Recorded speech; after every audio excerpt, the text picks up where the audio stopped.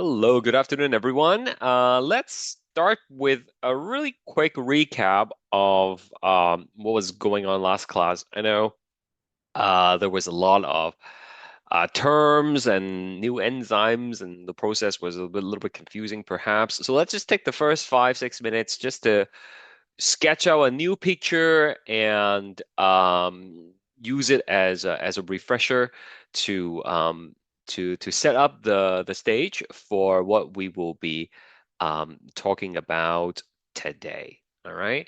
So here we go. We were talking about prokaryote um, DNA replication, right? And I was telling you that here's the DNA with two strands, and normally they would be wound up together, but I show it as two straight lines here because it's easier to draw and it's less confusing. And we have the 5 prime to 3 prime, and on the other end it would be 3 prime to 5 prime. Okay, and what happens is with the replication you need to open up a bubble, and that's called the replication bubble right here. Okay, we drew this already, I know, but we are doing it again to help you refresh your memory a little bit. So here we go. And of course, the rest of it is still gonna be all wound up like this, right? You can add that to make it a little bit more um, in context, if you would. Okay, I'm gonna zoom out slightly here.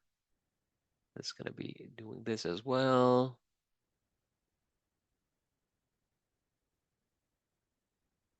All right. And what happens? Oh, there's a question. The bonds are incorrect in generation two. The two bonds are correct in generation Y. That. Oh, okay. So this, I'll address your question in a bit. Okay, let me just finish explaining this for a second. Okay. So to open up the bubble, we need to have these enzymes. Okay, do you remember the name of these enzymes? What are they called? Helicase. That's right. That's the helicase. All right.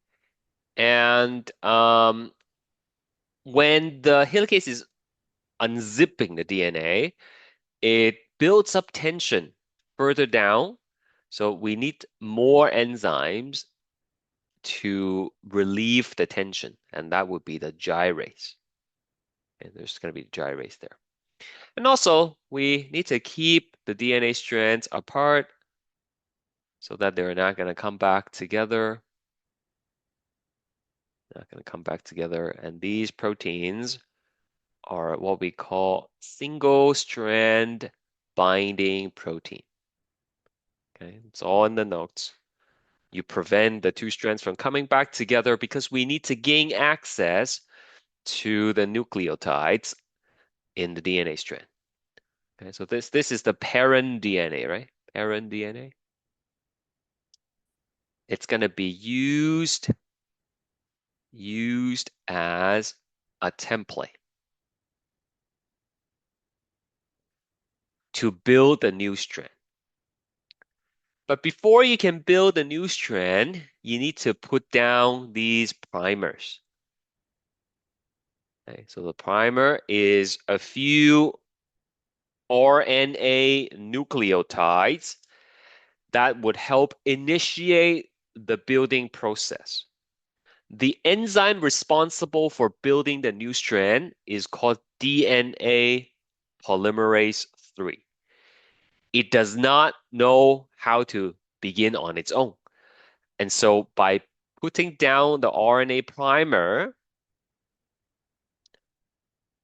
right, by doing a few examples for it, then the RNA polymerase 3, when it comes along, right, it's this like triangle thing that we drew last time, DNA polymerase 3, it's going to continue to build the strand.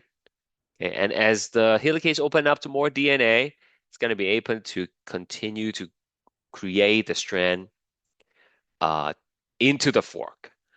Now, if you follow the numbers, the top strand is 5 prime to 3 prime. That means on this new one that we are building, it is the opposite. Okay, it is 5 over here and 3 over here. So that's the second limitation of DNA polymerase 3. It's not able to build in both directions. I mean, that would be ideal, right? Then you can do it on both sides, but it's not able to move back and build this way. So that creates a bit of a problem. As the helicase on the other side opens up more DNA, you would need to have another primer and then another primer in order to create the strands. Okay? Like that. Now we have an enzyme that lays down the primer for us. You can put the enzyme here. This is the primase. Primase. Okay? The notes that we took last time has the description, so you can refer to it if you need more details. On the other end, same thing happens. You put a primer here, and if you follow the numbers, this is 5. That means this must be 3. And this is 3. That means this must be 5. It's always opposite on the complementary strand. And when the DNA polymerase 3 comes, this is a slightly different color, but you get the point. This is DNA polymerase 3. It will build towards the fork like that. And of course, over here, you would need to have multiple primers,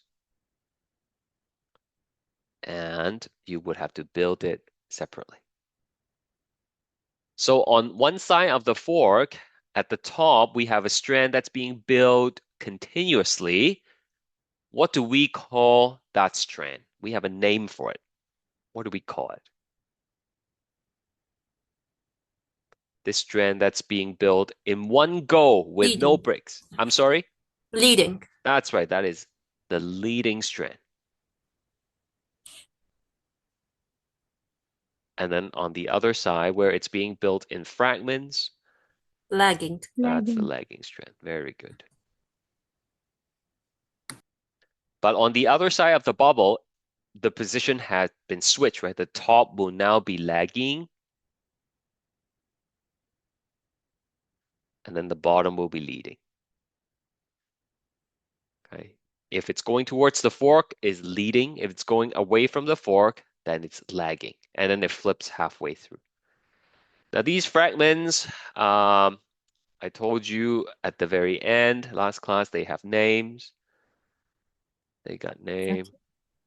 Yeah. What is it, Natalie? You were saying?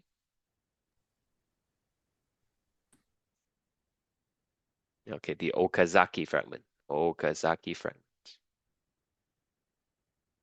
So that's the story so far. Anybody have any question? Sir, here RNA primer has uracil. That's So right. Mhm. this uracil, I mean, this is only for starting the.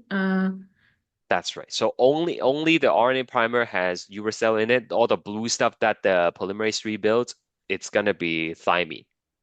So of course we have to replace those uracil, right? I'm guessing that's your question. Yeah. Okay, so we're gonna talk about that right now. But before that, any other questions?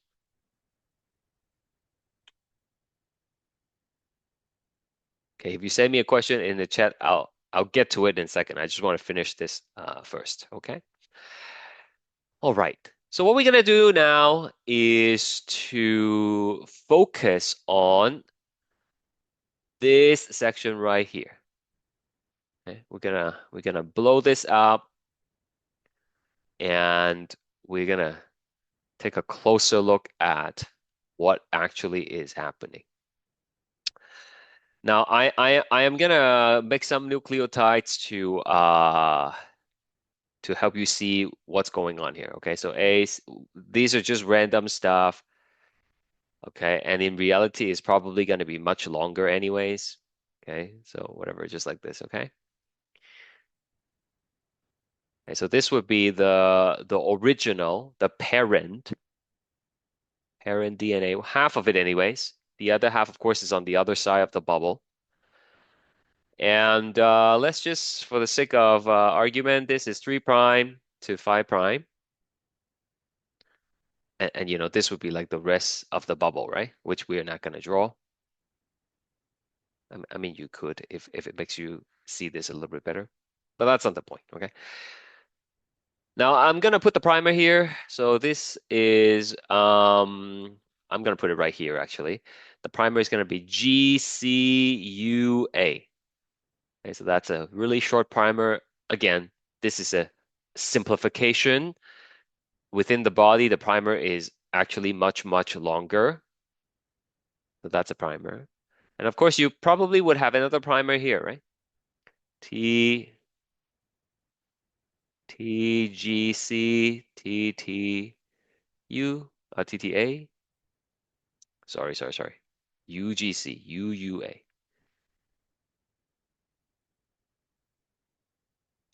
So that's 5 prime to 3 prime. Copy that down first, and then I will expand explain more.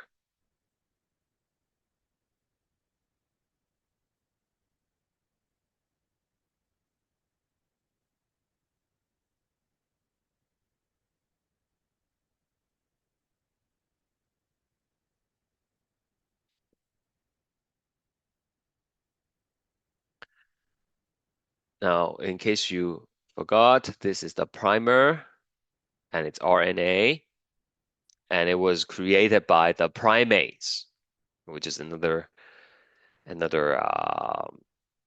right?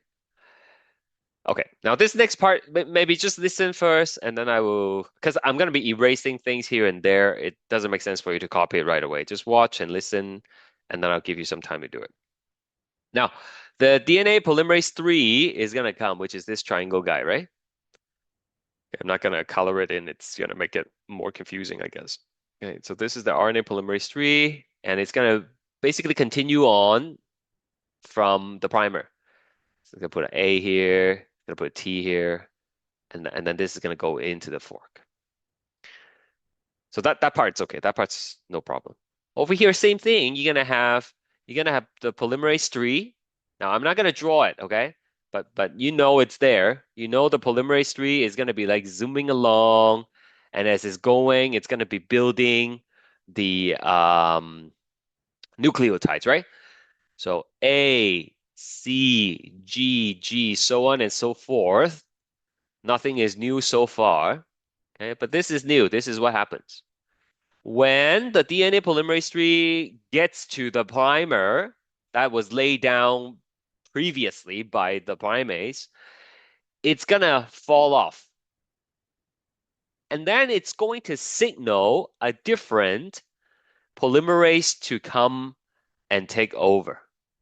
So this is a different polymerase. Okay, I'll write it all out for you. This is DNA polymerase 1 as opposed to 3. So one more time. 3 is the one that's building the main strand. Can you guys actually see my thing moving? I don't know. Let me see what's happening on the screen. Yeah, okay, you can see me dragging the thing, right? Okay, so the DNA polymerase 3 is gonna build. And then when it gets to the primer, it's gonna fall off. And number 1 will get on and take over. And the function of number 1 is to remove the RNA primer and replace it with the correct nucleotide. Some of them will not really require replacement. G is still G, so there's nothing you need to do. But anytime it sees the U, it needs to cut the U out and replace it with T. Okay, so that's what's going to be happening. I can't really draw out the whole thing for you, but let me try to write it out for you. Okay, so this guy is DNA polymerase 1. Okay? And I'll write out the steps here for you.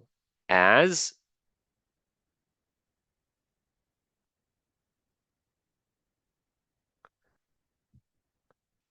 DNA polymerase 3 approaches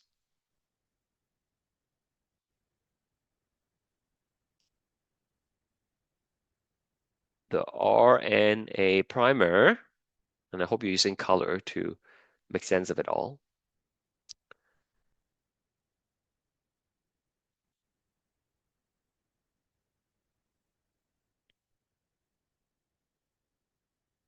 DNA polymerase 3 falls off the DNA and is replaced by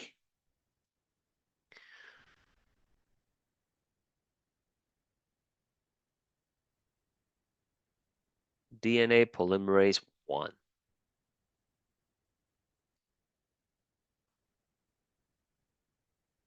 And then what does it do?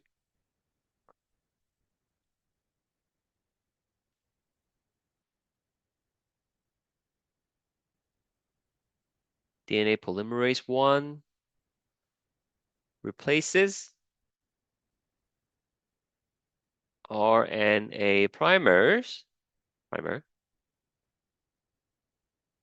with DNA nucleotide.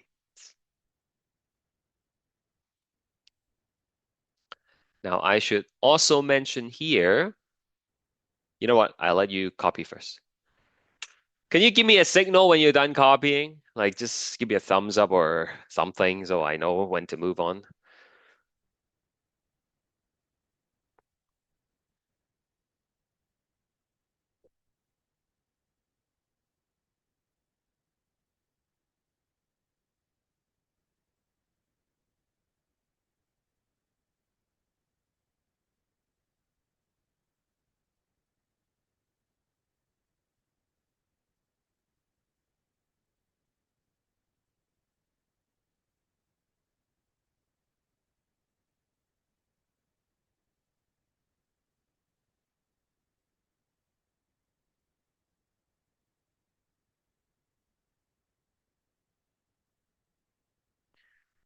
Okay, I'm getting some signals here. Maybe I'll wait a little bit more, like maybe a minute or so.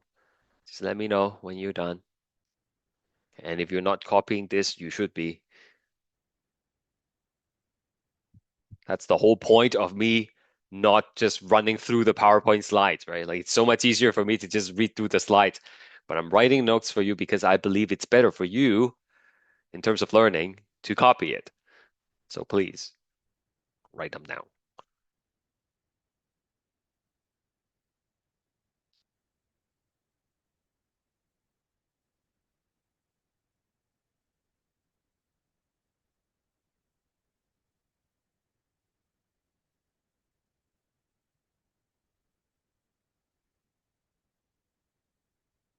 All right. So another point I want to make is that both DNA polymerase 1 and 3 has spell checking, have spell checking mechanisms. It turns out it's like typing. If you're typing and you realize you made a mistake, you press backspace and you type the correct thing. That's what they are able to do. If they are building the DNA and they put the wrong nucleotide in, it won't quite fit. Like a C is supposed to match with a G, but if you accidentally put a T in instead, like it doesn't fit, and then the enzyme will detect that mistake, and then it will move back, cut it out, and then replace it with the correct one. So without this spell checking mechanism, it is very easy to change the DNA and cause mutations. And that's not necessarily a good thing. Okay.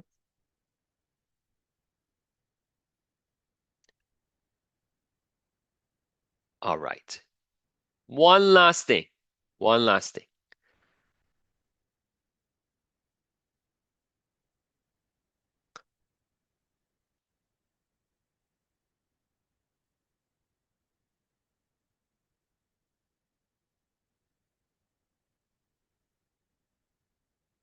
All right. Again, you don't have to copy this down necessarily, but just watch. All right. So what is this going to do? Yeah. This is the polymerase one. It's gonna come, and then it's basically gonna cut off the C. Oh my God. Okay. Anyway, just pretend the blue triangle is there. It's gonna cut off the C and replace it with the DNA. Okay. Again, there's no difference here, but it will replace it anyways. And it's important to take the U and change it to T, and then there we go. All right. But then there is still a gap here. Right. This like all these things are going to be linked together by the covalent bond. Okay. But then after you replace the C, then it's still kind of missing a bond. So what happens is we need one last enzyme. This is the last one, I promise. Okay, this last enzyme is going to come and basically glue the fragments together. Okay, so Okazaki fragments, I think I used orange above. Okazaki fragments are joined together by this enzyme called ligase. Okay. Ligate is to connect things together. So ligase is an enzyme that connects the fragments.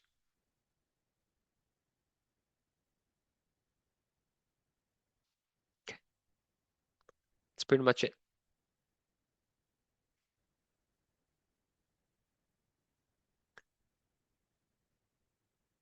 Questions?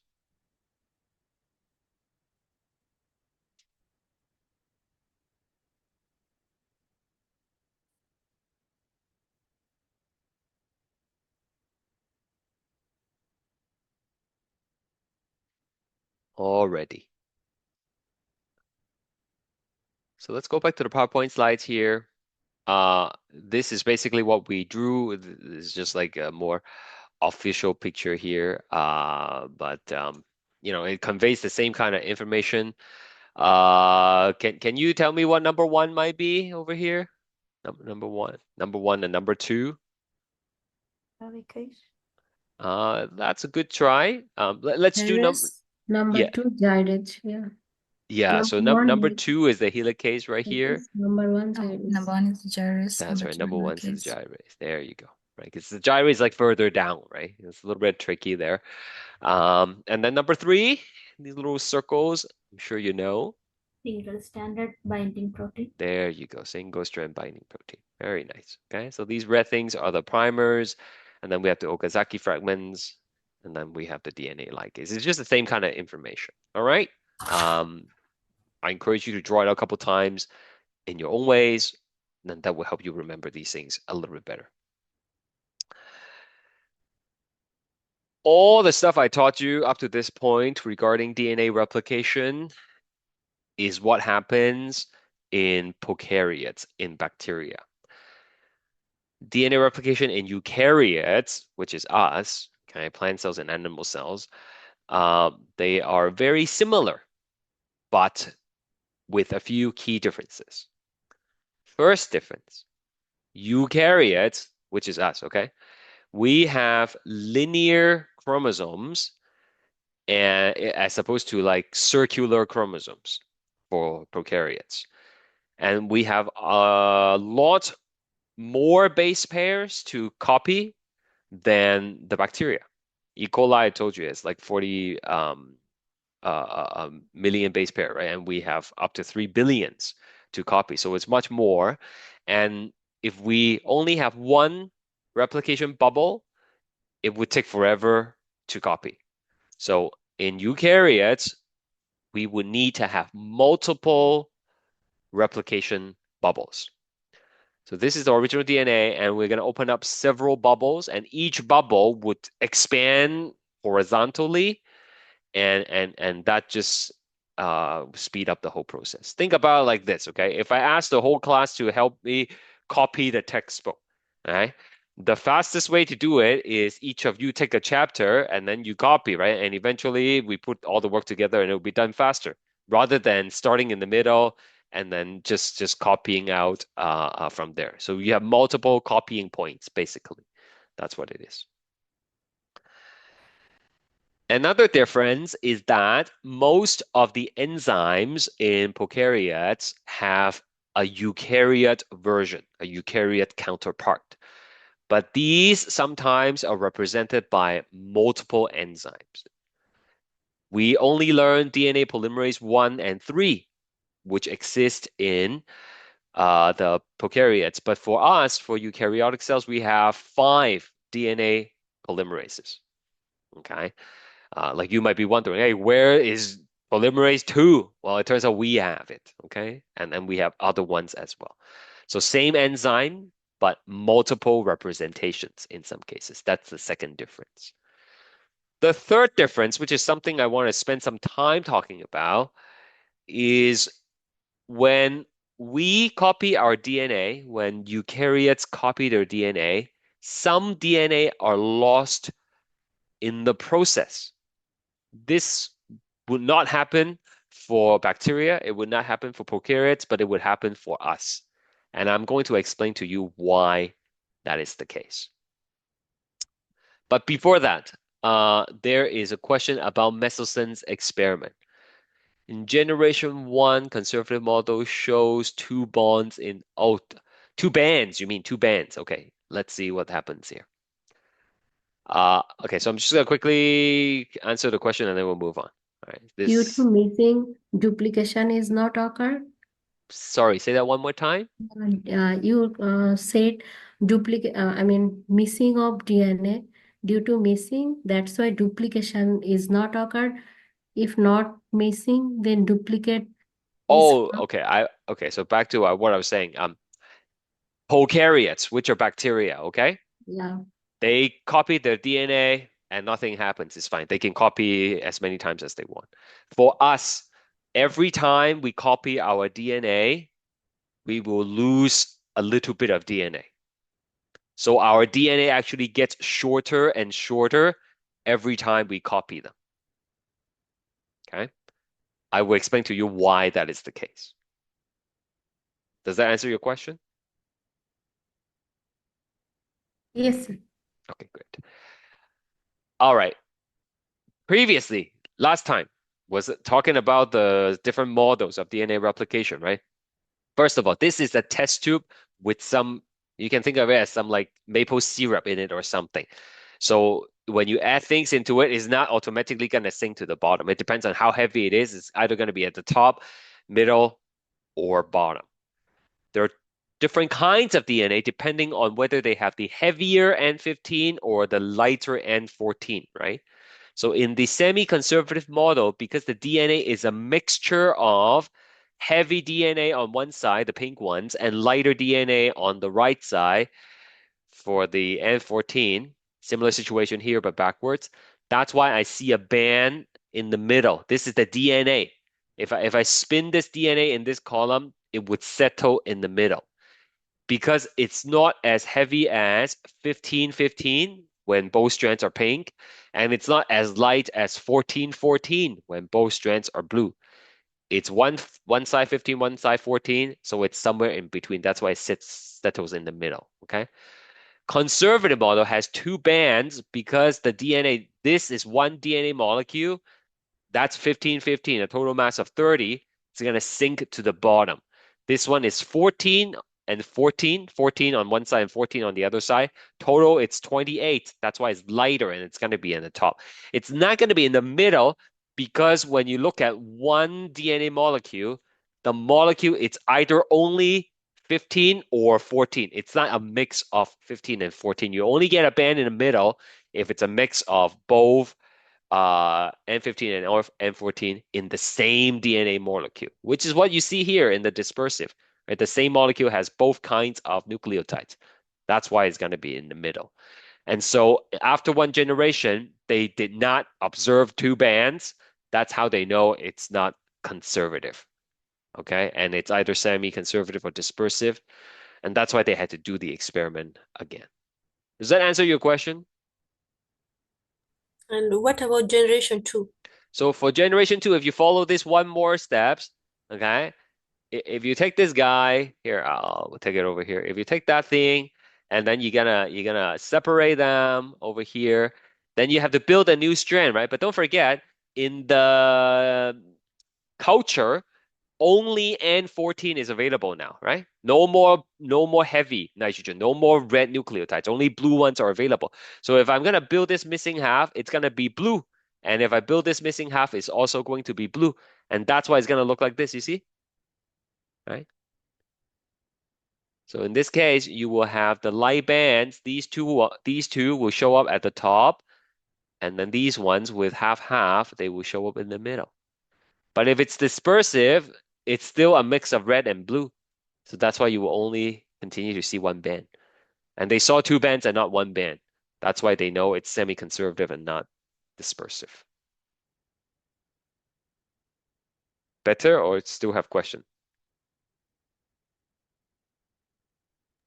So here the blue, no, the red one is grandparent, the Exactly. Yeah, middle you can is think about that. parent, and then the last one is kid or like, yeah, Sure, yeah. So yeah.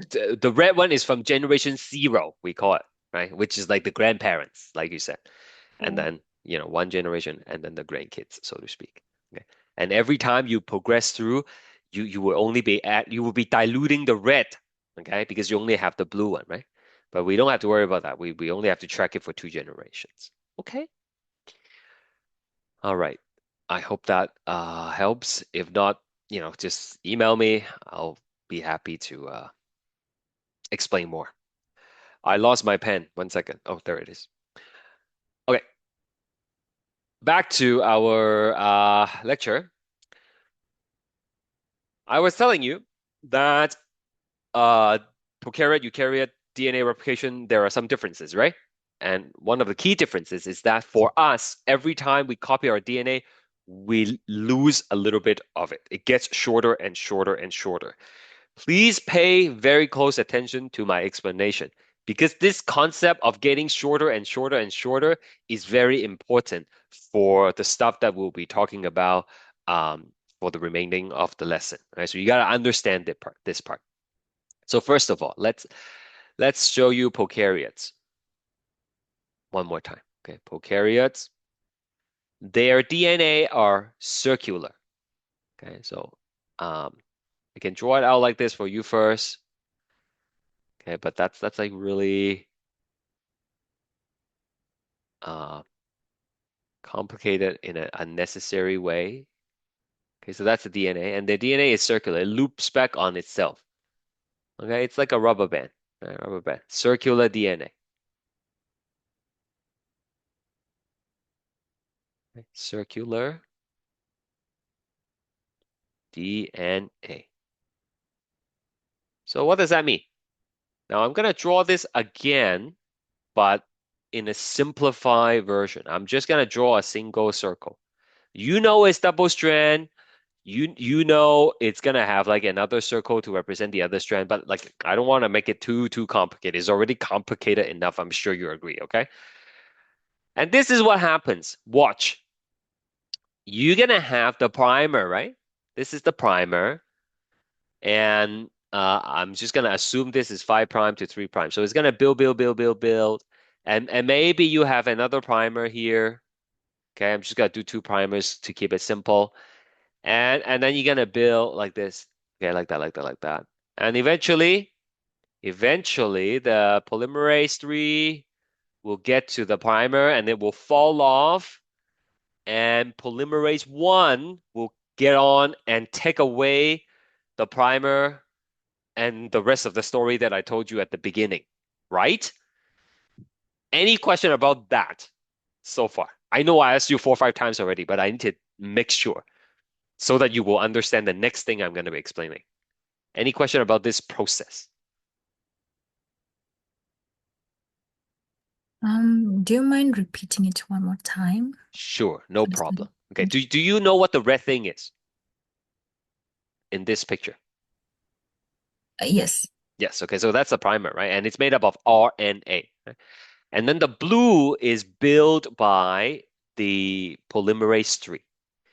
When the polymerase 3 gets to the primer, it will come off, and then the other polymerase, the one that's light blue that I keep on drawing, is gonna hop on and basically it's gonna remove this thing and change it to DNA, right? So ultimately, when this process is done,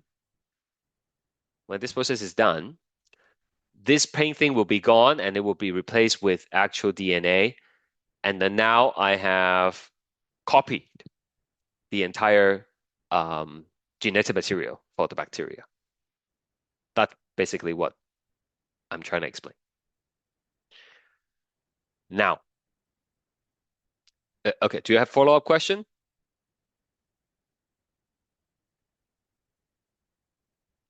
Okay. For us, for eukaryotes, we have linear DNA. So our DNA looks like this. Linear DNA. Ugh.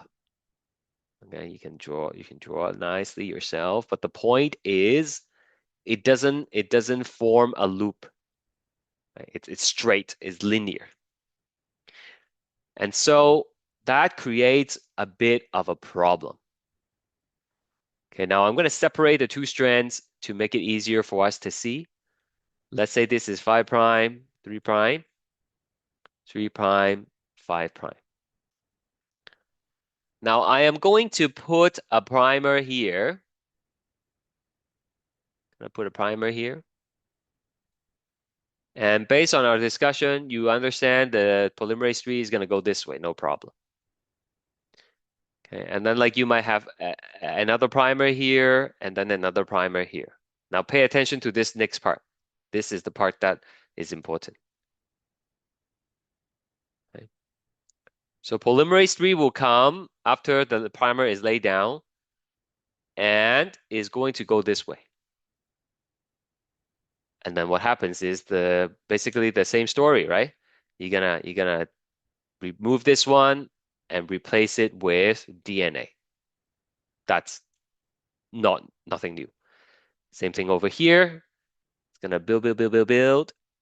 And then number 3 gets off and it's gonna call number 1 to come over. Hey, I reached the primer. Please come get this thing out of the way. And then it will come and take it out of the way. So no problem. However, however, over here, we got a problem, right? The end primer is not replaced because no polymerase is coming from we call it upstream. Right? Upstream is before, downstream is after, right? From upstream. See, this is the end of the line. There is no polymerase 3 coming. And if polymerase 3 doesn't come, there's no signal to tell polymerase 1 to get on. And as a result, this end primer will not be replaced with DNA. And then it just kind of falls off and got lost. Similarly, on the other end, you're going to have the primer here, primer, primer, and because of the anti-parallel thing I've been telling you about, it's going to go this way. Okay. So the ones that are located in the middle is no problem. You can replace it because number 3 is going to be coming from here, fall off, number 1 gets on. But over here, not replaced. Okay? So essentially, every time you copy your DNA, since ours is linear, you chop off a little bit at both ends.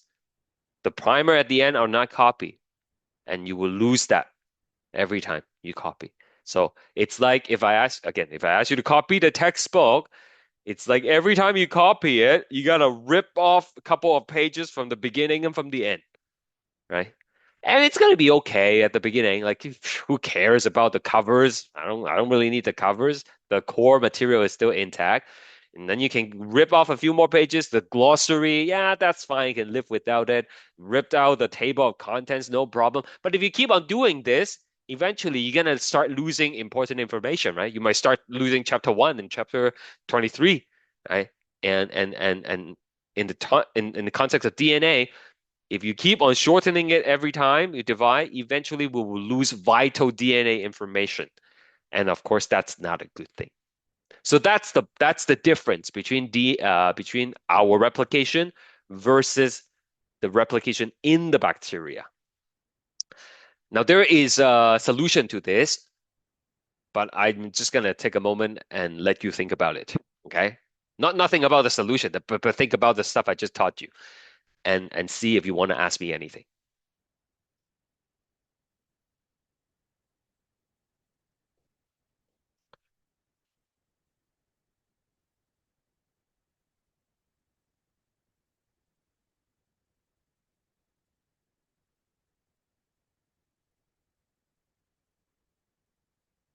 No, no questions at all. Either it was very clear or it's so confusing that you don't even know what to ask. Which is it? It's a continuous process, yeah. What is a continuous I process? mean, it starts from it starts from three, Mhm. then it starts to go like this way. From 5 to 3 on the Yeah. new one. Yeah. So why it is that? I mean, starting at starting point, no one is coming or no, the Yeah. So end. if you have the primer in the middle of the strand, then you can wait for the other polymerase tree to come, right? Like there's going to be a polymerase tree here that's going to eventually arrive and take it off, right? But if the primer is located at the very end of the strand, there that's the end of the line. There is no more polymerase coming, right? So that's why this last part is not being replaced. Okay. Now, why is this not a problem for prokaryotes? Prokaryotes is okay because it's circle. So eventually it will loop back on itself. Right? You start on a circle and you keep on going. Eventually you will go back to where you started, right? So it's able to replace the primer eventually. It's just not possible for a situation that's like straight, like this case. Okay. As it is linear, what is left? Left. Then go forward like this. If it's linear, what is left? What do you mean what is left? I mean, this one is left, the end part. Then This one? again, start from other. Okay. So for this one, this is one side of the DNA, right? And then this is the other side of the DNA. And I need to copy both, right? So over here, when you're done with the copying, now you have two strands and two strands. So this is one DNA, and then this is the other DNA. It's like over here. Give me a second. It's like over here. If you want to copy this one, we separate it, and then in the end, you have two DNA. This one and this one. So over here, after we copy from the original, we have the top one, that's one DNA molecule with two strands. This is the other DNA molecule with two strands. But the catch is when we do this, we are not able to replace the primer, and so it gets shorter and it gets shorter. And then the next time you do it again, it will get shorter again and shorter again. Okay, there's another question. It's okay, yeah.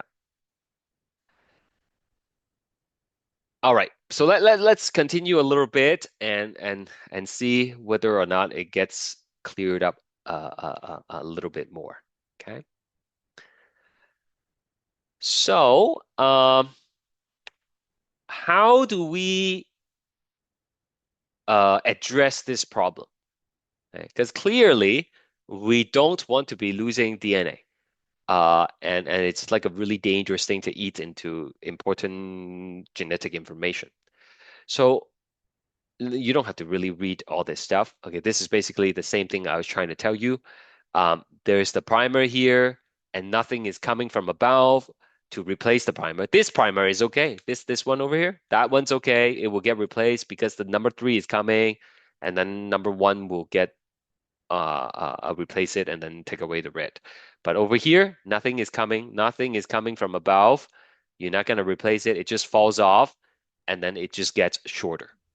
So, Okay. just the copy one will be shorter or the bot? Yeah, that's a great question. Okay. So it looks like here the copy one is missing, but looks like we still have that little bit, right? But it turns out the body doesn't like DNA being single-stranded. So if it's just a single strand with nothing on the other side, it's just gonna get cut off anyways. Okay, so that's very good observation. It looks like you're losing just half of it, but eventually you will lose the other half as well. Right? So, how do we address this problem? Well, it turns out at the ends of your chromosomes, and we have 23 pairs of chromosomes, right? 46 in total. At the ends of each of these chromosomes, we have non-coding DNA called telomeres. Telomeres. These telomeres are just repeats of TTAGGG. It's TTAGGG repeated couple hundred times. Okay, it's very long, and they don't do anything other than to protect the ends of the DNA, protect the ends of your chromosome. They are like the plastic thing that's at the end of the shoelace. If the plastic thing is not there, then the shoelace will start to fray and start to fall apart, right? That's what the telomeres are there for. The telomeres protects the ends of the DNA and it prevents it from being damaged and kind of unraveling.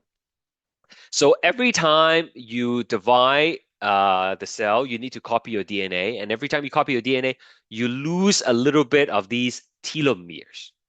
Okay, but that's okay. Like I said, the telomeres don't code for anything. It's like every think of it like this. Every time you tie your shoelace, you have to cut off a little bit of your plastic thing. Okay, it's okay. The plastic thing, shorter is fine. It's still functional. The next time you tie your shoelace, you have to cut it off a little bit more, a little bit more, a little bit more. And eventually, if you wear your shoes enough times and you cut off enough of the plastic, okay, now we are in a situation where, okay, I only have very little plastic thing left. If I tie my shoelace again and I have to cut off even a little bit more, that might not be a good idea because then the shoelace is going to start to unravel, right? So in the body, what happens is the telomeres will get shorter and shorter. And then when it is critically short, then the cell will no longer be allowed to divide. Right? If the telomeres, if the genetic materials in that particular cell has telomeres that are too short, it will not be permitted to divide. Because if it did divide another time, that means it needs to copy its DNA one more time, and then you would start deleting important DNA information because all the telomeres are gone, right? So a cell that has critically short telomeres cannot divide, and it becomes senescent. Senescent is a term that is used to describe uh, uh, uh, an aging cell, a cell that is too old to divide anymore. So as we age, the pool of senescent cells in our body increases, and that contributes to our aging process, right? So basically, we have less cells available to do more division now. So our womb might heal a little bit slower. We don't grow as much anymore. We certainly don't grow much as adults, right? And part of the reasons is because of these senescent cells. Okay, so in this picture, you can see these are chromosomes, and the part that lights up, uh, those are the telomeres. Okay, so telomeres, right there, right there, right there. Questions?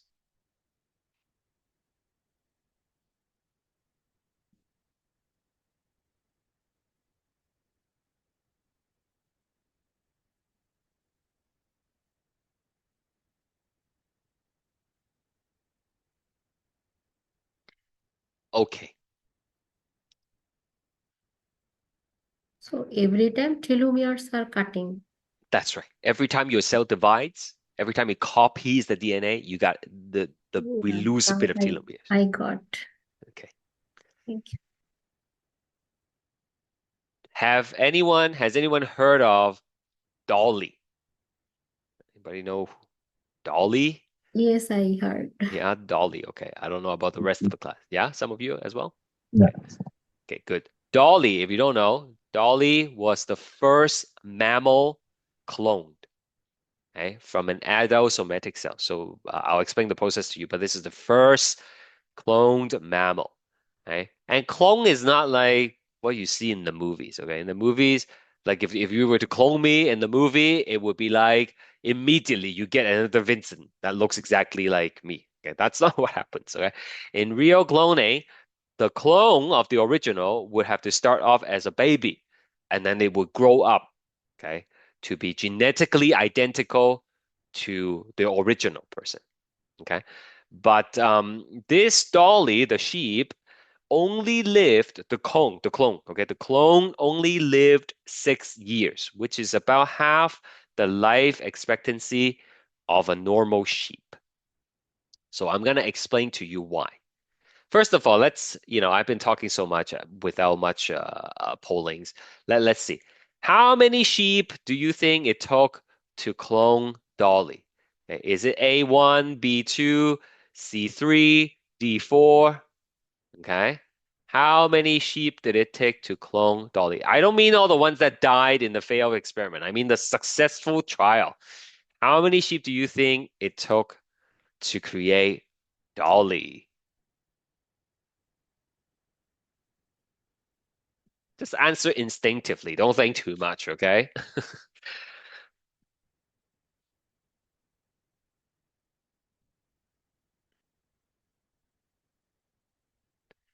Okay, I'm getting a lot of answers, but nobody chose the right answer. That's okay. That's okay. I like it when people don't choose the right answer in the polls. That means there's something that I could teach you. The correct answer, drum roll, please, is three. Okay, three sheeps. And then I'm gonna go through the process with you now. All right, here we go. Let me just erase that first.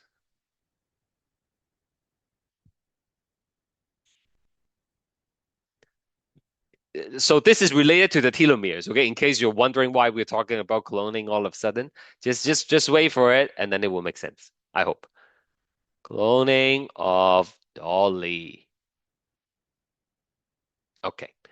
So here we go. Let's take a look at sheep number one.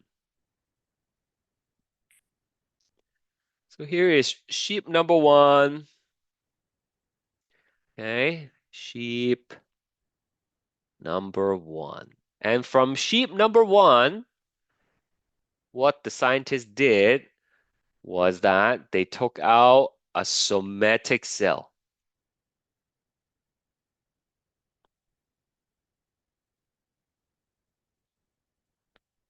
bodily cell. That's what a somatic cell is.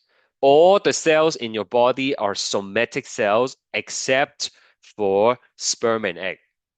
Okay. Sperm and egg, we call them germ cells, GERM, germ cells. And we'll learn this later. Everything that's not sperm or egg, it's somatic cell. Okay. Somatic cells has the full set of genetic information. Okay. So this one has a full set of genetic information and it's going to be in the nucleus, okay, with the DNA in it. So they took the they took the somatic cells from the sheep number one and then they extracted the nucleus. Okay, so this is the nucleus with the DNA. Nucleus. Right, the rest of the cell they don't need. All right. Next, we're gonna have sheep number two.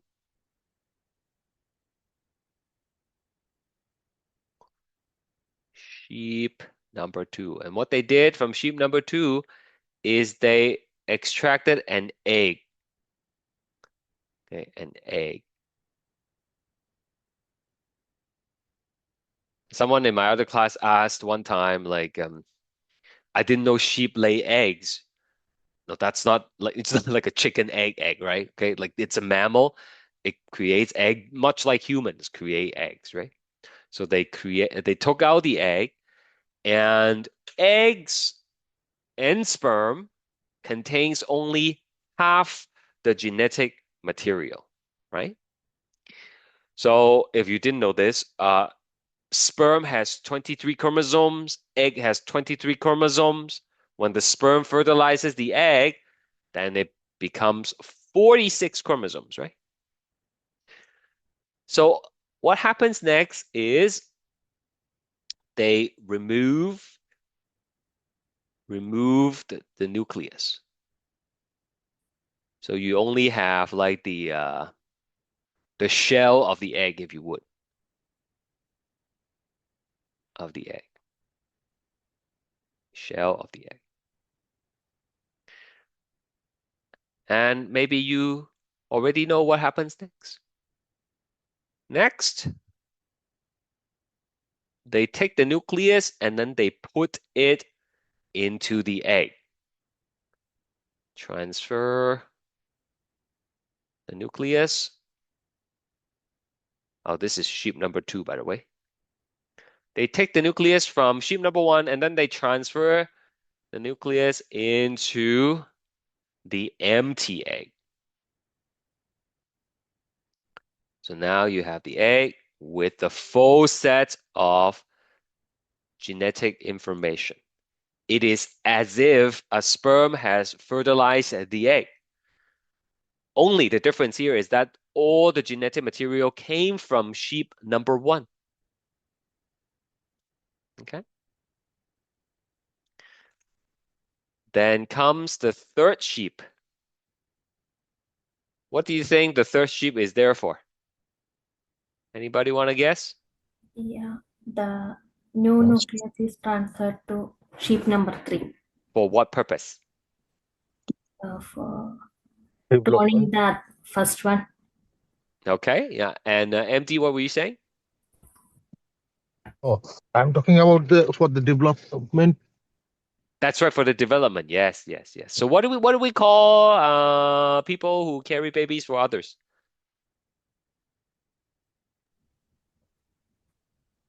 Surrogacy. Surrogates. Exactly. So sheep number 1 is the surrogate.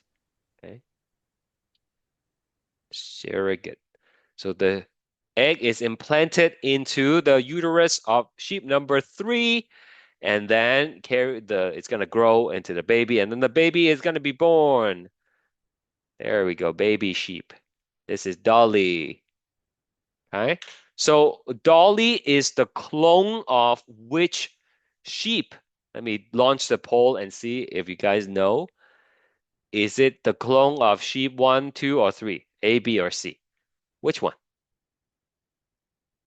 Clone of A, B, or C? A. Yeah, okay. Let's see what other people think.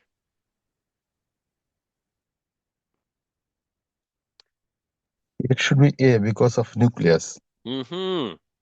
Yeah, and that's what most people are choosing in the poll as well. Very good, right? So Dolly is the clone of A, because that's the only one that supplied the genetic material, right? Number 2 only supplied the eggshell with all the organelles and everything. And then ship 3 supplied the womb for the uh, fetus to grow in. And so Dolly is clone of sheep number 1. Okay. Clone of sheep number 1. Okay, so back to our original question. How come Dolly didn't live as long as a regular sheep? Okay. It's actually not because of the flaw in the cloning technique or any kind of experimental error or anything like that. The situation is this, okay? Sheep number 1, the donor of the nucleus, was an adult sheep. So at the time when they extracted the somatic cells from sheep number one, that cell would have been a cell that had been dividing for a couple of times already in Dolly, right? So if not in Dolly, I'm sorry, in sheep number one. Okay, let me rephrase that. When they took the cell from sheep number one, since sheep number one is an adult sheep, at the time they took out the cell, that cell would have been dividing for a couple of times already throughout the life of sheep number one. So the telomeres in that cell would have been shortened already. Okay? It's not critically short necessarily, but it's shorter than when when the sheep number one was a baby, right? Because the cell has been dividing throughout its life. So then when you take that cell and then you use it to clone to create the dolly sheep, even though at birth the sheep is age 0, but genetically the age is same as the age of sheep number one. Once again, because the genetic information was directly taken from the adult sheep. So Dolly, even though was born like a baby sheep, but on a genetic level, those DNA has already been shortened significantly. So by the time it reached age 6, it didn't really have too much telomeres to cut from, and they become old and senescent really quickly, and that's why the lifespan was significantly shorter, 50%, right, of the original uh, of a regular sheep. Does that make sense? Yes, Professor. That's Yeah, thank you. So if they had they taken the cell from like a younger sheep, maybe Dolly is gonna be able to live longer, right? Okay.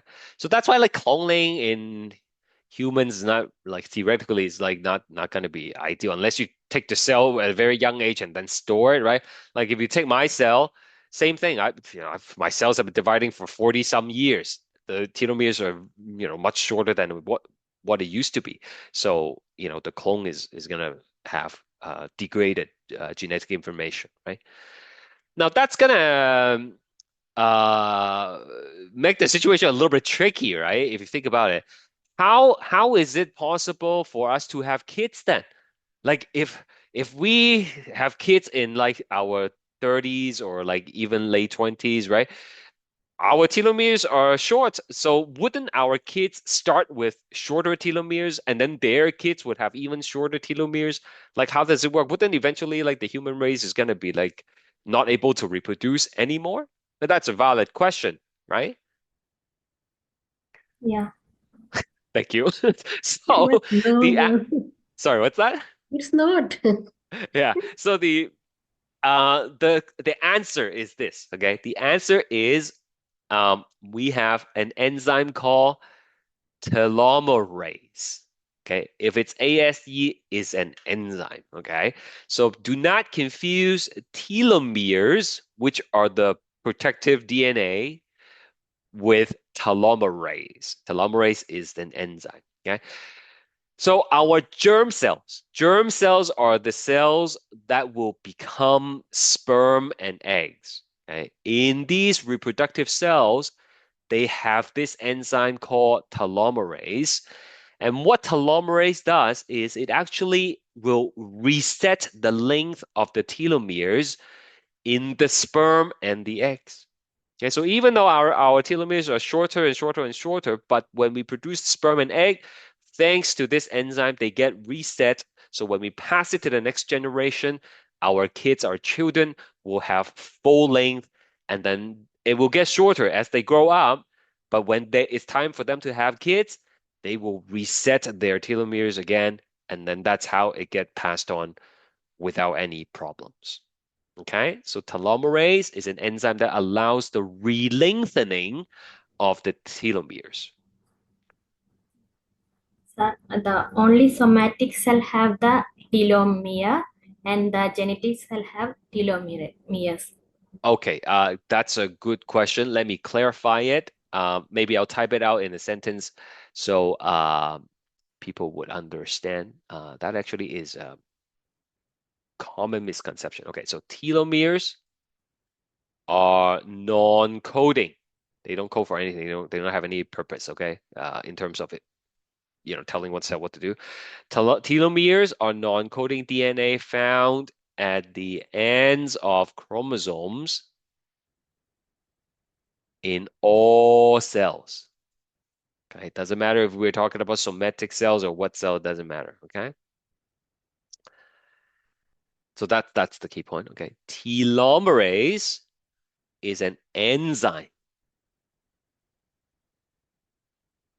that is expressed, that is we'll just say that is found. Okay, it's much easier though. That is found in uh germ cells.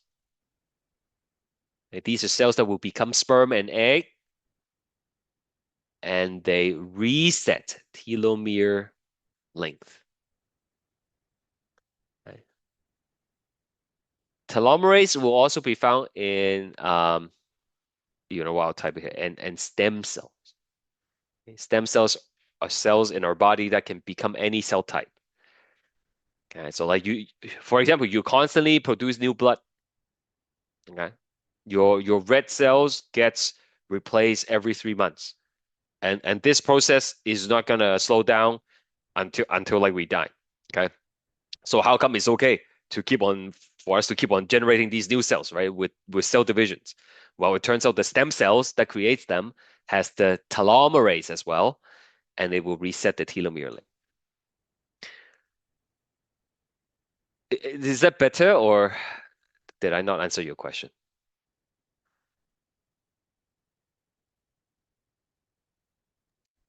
Only human have this telomerase enzyme? Good question. No, animals have it. Okay, animals have it. Yeah, I'm not sure about plants, but animals have it. Okay. Yeah. But it wouldn't help for Dolly, right? Because Dolly was not created by sperm and egg. If it was, then no problem. Because they wanted to clone it, they wanted to be genetically identical. They cannot do sperm and egg. They have to use the somatic cells, and that's why there was no telomerase in it, and that's why the telomeres were shortened, right? So this experiment would happen only the lab. So this is not natural. That's why. Yeah, no, this is not natural. You mean the Dolly experiment, right? Yes, yes. Yes, yeah, that happens in the lab. They deliberately clone it. That's why there is no telomerase enzyme. There's no telomerase enzyme because the cell that was used to create the sheep was not sperm or egg. Okay, it's a bodily cell. Okay, and in any regular cell like the liver cell, skin cell, muscle cells, no telomerase in them.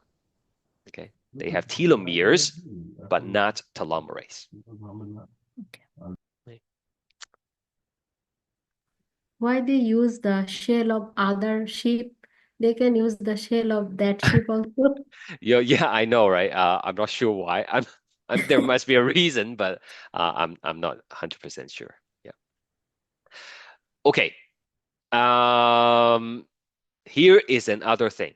If you're with me so far, excellent. Okay, very good. If you're not with me, that's still okay. You can read through the notes and then ask me questions after. Now, but you're with me, then this might be something that you are wondering. Okay, so it sounds to me we have to protect the ends of the DNA with these telomeres, but if we don't have enough if our telomeres gets too short, then we get old and then we age. Okay? It's not a problem if we want to have kids because the enzyme, the telomerase, will reset it for them. But what if we use the enzyme in our regular cells? Then wouldn't that help us live longer and age slower? Right? You follow my logic? Remember, telomerase, the enzyme, is only in sperm and in cells that make sperm and egg. But what if we use it in all our body cells? Then we can have like really nice skin, right? And we don't like age as much. That's a sound logic, right? I hope so. Okay. So here's the answer. Yeah, it is. It Okay, is. yeah. Here is the problem. Telomerase sometimes will be expressed, will be turned on in non-sperm and egg cells, in your bodily cells. Okay? And that is when the cell becomes immortal. Okay? Think about it. The telomeres is supposed to be a way to keep cell division in check. After, 40 rounds of division, you cannot divide anymore. Okay? You've divided enough times, it's time for you to stop and and become senescent. Okay? But if we turn on telomerase, then all of a sudden, that cell that has been dividing for, 30, 40 times, there's no stop to it. There's no breaks. Okay? There's nothing that keeps it in check. And then it's just going to keep on dividing and dividing and dividing. Okay? And if that happens, it can form a tumor. And that's one causes of cancer. Okay. So if we turn on telomerase in regular body cells, and it does happen because of mutations, then the cell can virtually divide indefinitely. Remember we talked about HeLa cells long time ago in lecture 3 from that lady with the ovarian cancer, right? The cells was taken out of her body and it keep on growing in the dish, right? And the reason is because those cells has find a way to activate telomerase, right? Even though it's not supposed to. Okay. So researchers are exploring telomerase inhibition as a potential treatment for cancer. If we can just knock out the telomerase in these cancerous cells, then it would put a brake on their cell division, right? Without the telomerase, their telomeres will get shorter and shorter and shorter again, and eventually they will stop their own division. And compound that with surgery and chemotherapy and other stuff, maybe it's going to be a good treatment for cancer.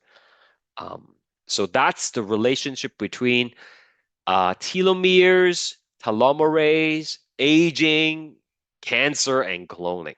Okay, so that's one of the reasons why we don't live forever. Living forever, perhaps the trade-off would be cancer, right? Because living forever means your cells are dividing, right? All the time. Do you have a Uh, question? Yeah. yeah, as I understand, the researchers are still exploring. They're not using it yet for the cancer treatment. The telomerase inhibition. Yeah. Yeah, so this I'm not aware of any drugs that actually exploit the telomerase inhibition. There are certainly a lot of proof of concepts of telomerase inhibition that are done in the lab. I actually did my grad school study on telomerase inhibition, but Mhm. there's nothing that's actually on the market yet. One of the reasons, I'll tell you why, is because if you do telomerase inhibition, you have to do it in a very targeted manner. Because otherwise, if you do the telomerase inhibition and it turns out to affect your germ cells, then the person might become unable to have kids, right? It should be cell specific. Mhm. Which Exactly. It needs to organ be is cell cancer? specific. Yeah. That's right. That's right. So much like other therapies, they need to be able to deliver it to exactly where it wants it to go, right? Okay. Oh, I just realized we totally passed the break time. I'm so sorry. Why don't we just go for another 15 minutes and then I'll let you go, okay? We're not going to be able to finish lecture 7. Lecture 7 is like, oh, is this lecture 6? Oh, this is only 6. Oh my goodness. Yeah, it's super long. All right. Okay. Moving on. Let's do a poll question and see if you guys know.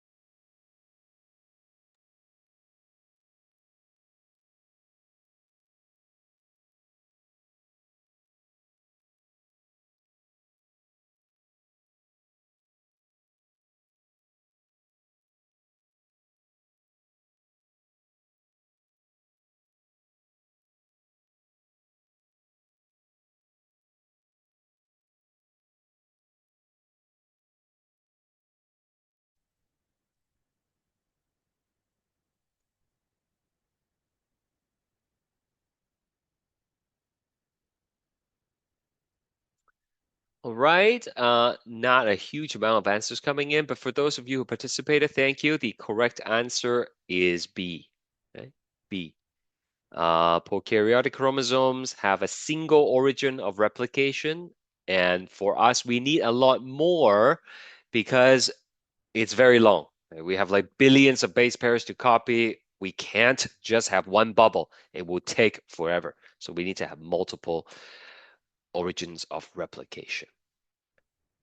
Okay, next one. This one is much easier to read.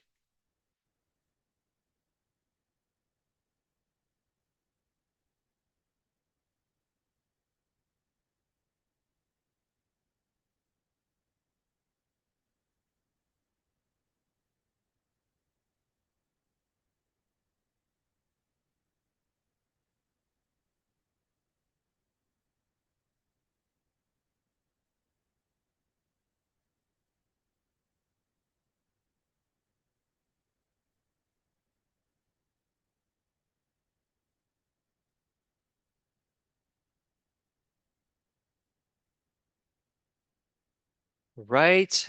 The correct answer is ligase. Okay, ligase. To ligate is to connect.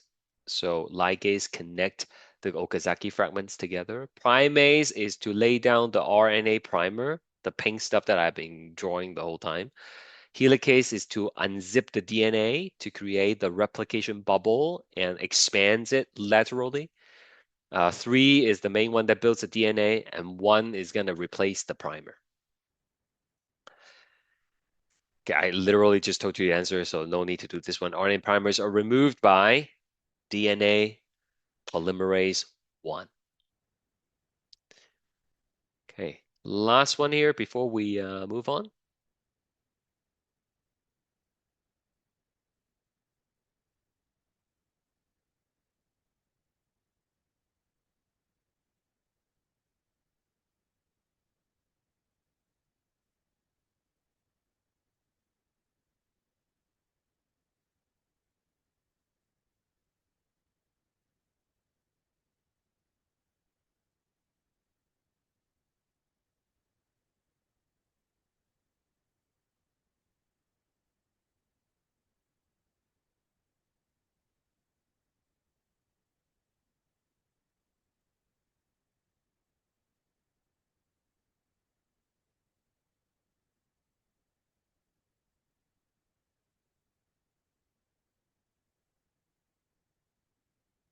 All right, any last call before I end the polls?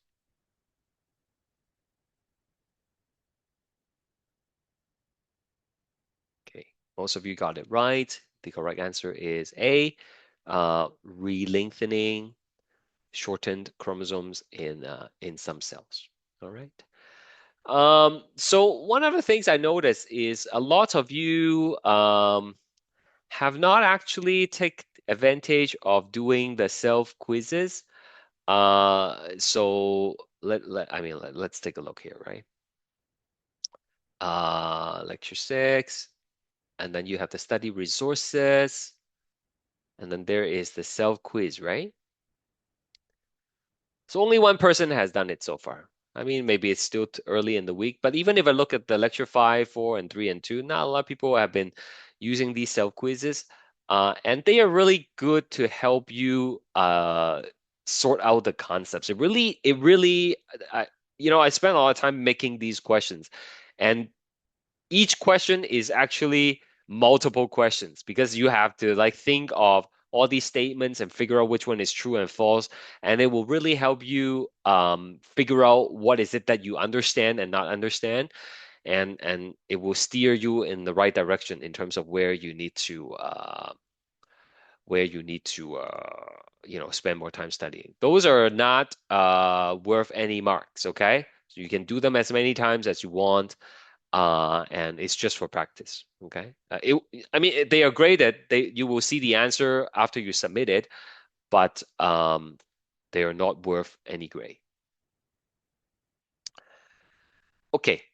I'm just gonna keep you a little bit longer. We are gonna be learning about actual cellular reproduction now. So far, what we've done is we know that we start with a cell that has, say, 46 chromosomes.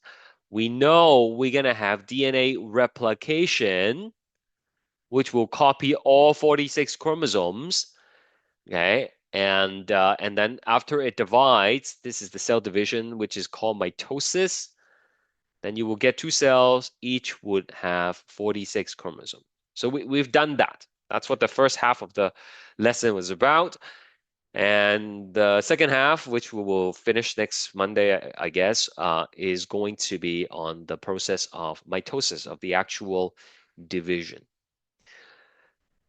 This is the cell theory. We already learned this in lecture 3. I'm just showing you again. Part 3 of the cell theory states that all living cells come from division of pre-existing cells. Okay, we all at one point were just a single cell. After sperm and egg came together, it forms the zygote. That's the first cell. And now from that single cell, we have trillions of cells. Okay, so it all came from the division of pre-existing cells. The purpose of cell division, why do we need to divide cells? Well, first of all, we need to replace lost or damaged cells. If some cells die off because of aging, or if you damage your cells from a cut or something like that, you need to get more cells. And the only way to get more cells is to divide. Growth and development, that's one of the characteristics of living things. And we started with a very small body as a baby, and now we are much bigger. All those extra mass actually came from the creation of more cells. And not for humans. We do not use the kind of cell division that I'm about to show you. We don't use that for reproduction, but for some organisms, they do. Okay. Some organisms will use mitosis, cell division, as a way of asexual reproduction. We do not do asexual reproduction. We do sexual reproduction. Sexual reproduction requires two individuals, and the male would provide the sperm and the female would provide the egg, and that's how you get the baby. But for sexual reproduction, only one individual is required. No eggs, no sperm. The thing just divides and then you get two in the end. The advantage is if even you're the last thing on the planet, you will still be able to make more copies of yourself. It's relatively fast and does not require as much energy. Something like an amoeba can divide in less than an hour and become two. For humans, if you want to have a baby, right, it's going to take like 10 months, right, before the baby is ready to come out. So that's very energy demanding and doesn't take as much, doesn't take, and takes much more time. The disadvantage is for asexual reproduction is low genetic diversity because the cell is copying all of its genetic material and splitting. All the offsprings are exactly the same, identical to the original. And low genetic diversity, as you will learn later in the course, is very dangerous for the population. Because if there is some kind of environmental change and that is unfavorable to the organism, all of them will get wiped out the same. Think about COVID, right? Okay, COVID, the pandemic was bad. A lot of people died, but there were people who didn't really get sick from it too much either, right? So what's the reason for that? The reason for that is basically their genetic makeup. Okay? Some people's genetic makeup make them less vulnerable to the virus. So if certain virus come and it affects the whole population and everybody is genetically the same and the virus is very deadly to that genetic makeup, then everybody will get wiped out. Okay. But because the human population is genetically very diverse, that's why we are resilient, right, in terms of not being wiped out by a single virus easily. Okay. And then there is a little star here that says rapid division can be a way to introduce genetic diversity into population.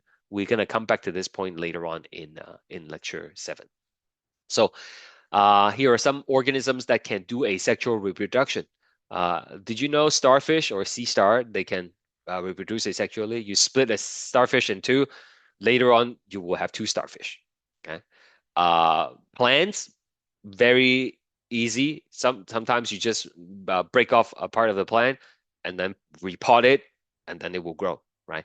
Even if you buy green onions are very expensive, okay? And I love to cook with green onions. I just like to add things in like everything, like in the eggs or in tomatoes or whatever, but they're expensive. So when I buy them, I actually save the tip and then and then I just pot it and then it will regrow the whole thing. They're not as fragrant as the one that was originally bought, but if it's expensive, then this is a great way to make it last longer, right? Okay, and that's an example of asexual reproduction. It's able to, recreate the whole plant with just a little bit, and a lot of plants, that's aloe vera, for example, right? There are some organisms that would asexually reproduce with what's called budding. So like a smaller version would start growing in the body, and when it's fully formed, it would break off, and they would be genetically identical. Okay, so the point is this. Cell division can be used as a way for reproduction, specifically for asexual reproduction, but not for humans. Okay, we do sexual reproductions. Okay, plants can do both. Plants can do sexual and asexual. And you know what? I think that might be maybe a good place to stop. All right, lots of things for you to work through already. We will probably it's gonna take the whole class on Monday to finish lecture 6, but just in case, okay, please print number 7 in case we have time to do a little bit. Okay, thank you. Enjoy the rest of your week. Bye bye. Thank you. Bye bye.